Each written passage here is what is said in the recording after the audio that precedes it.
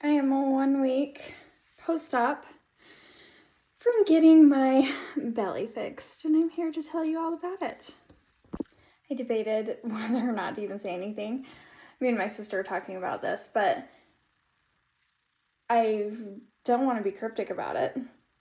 Definitely an elective procedure, not something that was necessary for my health by any means. An elective procedure.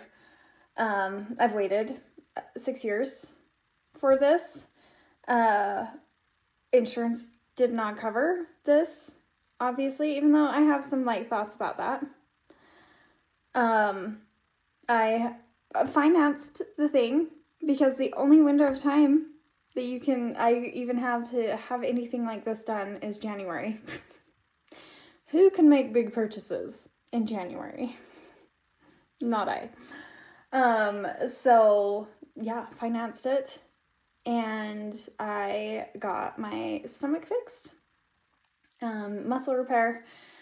The reason why, and I'm going to show you some pictures, is because I have no torso whatsoever. I can feel when I put my thumbs together, I can feel my hips and my ribs at the same time on the sides. So I have no torso. When I'm pregnant, those babies go right out front. Love those babies. They are 159% worth it to have them. My torso was at fault with everything. So I knew, because I've been able to lose baby weight, whatever you want to say, get down to whatever weight you want to say. But because of my anatomy, it was always going to be there. Pants don't fit me super comfortably, and I have to wear jeans a lot. I'm very active. I use a lot of core strength riding horses, and this was an issue for me. So while I should have been saving up for it, I didn't really fully make the decision until probably 1.5 years ago that I was even going to do it. You know, you play that mental tug of war, and I've got 3 girls and don't want them thinking that they need to alter anything about their bodies. But I always tell them, that's why I chose your dad. He had a long torso. And for the most part, I think they got long torsos. So yeah, 1 week post-op. I still have 1 drain attached. I got 1 pulled out on Wednesday, and I am open for any and all questions. This is probably going to be the only time I talk about it on social media, because it is what it is. But I'm an integrative health practitioner. When it comes to I was supposed to be doing my skincare that I haven't done very routinely. I'm an integrative health practitioner. So what my philosophies are, and this is what I tell people who work with me, is we start, really, and the foundational building block is to start with lifestyle changes. And there's a foundational 5 that I work people through. And then the next step up is supplementation, strategic supplementation. Some people can go completely overboard and they skip that foundational step, and then it's just dumb if they do that. And then the 3rd step is implementing medications as needed. So we're moving up the steps.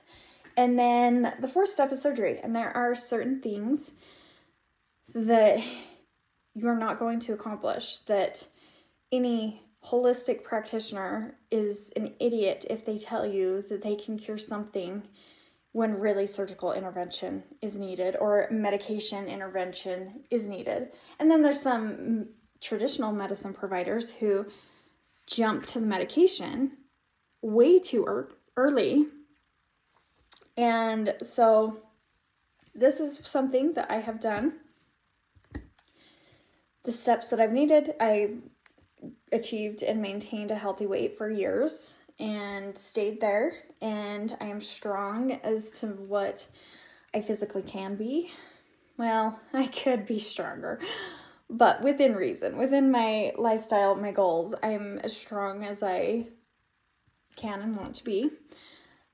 But so this was, I'm done having babies. This was naturally the next step in everything. If I wanted there to be a next step. And I don't feel like women should ever feel pressured to get anything like this. It also took me a while because I also knew that I did not want implants, and I didn't want to be pressured to get implants, so I wanted to be able to find somewhere that wouldn't pressure implants. Ooh, dry shampoo. So I've seen too much breast implant illness in my line of work where it has really wrecked a woman's hormone health. And so for me, implants has never been something. I am a proud member of the IBTC, the Itty Bitty Titty Committee. But mine aren't itty bitty, but I did end up, since I was going under, I did end up getting some fat grafting from the flanks just to fill up what breastfeeding has deflated. And so I went from a deflated B cup to a little bit more inflated B cup, and that is perfect for me. That is perfect. I do not want any more. Again, in what I do, having bigger chest is not fun to be bigger chested. So I got tummy tuck, muscle repair, some lipo in the flanks, and fat grafting is what I had done. I'm feeling pretty good. It was a very painful procedure, but again, and I didn't tell like a ton of people. My sister came and helped me for a few days when I just needed help getting up and down out of the chair. My husband was home for the weekend and then just helped me until he had to go back to work for the week, and then my sister was here to help me the rest of it.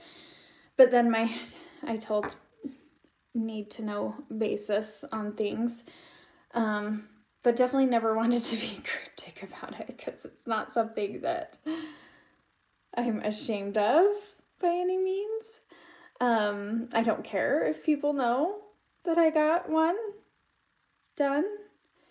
It doesn't bother me. I'm telling you, if you would have seen what was there, you would be like, and I'll show you my pregnant belly.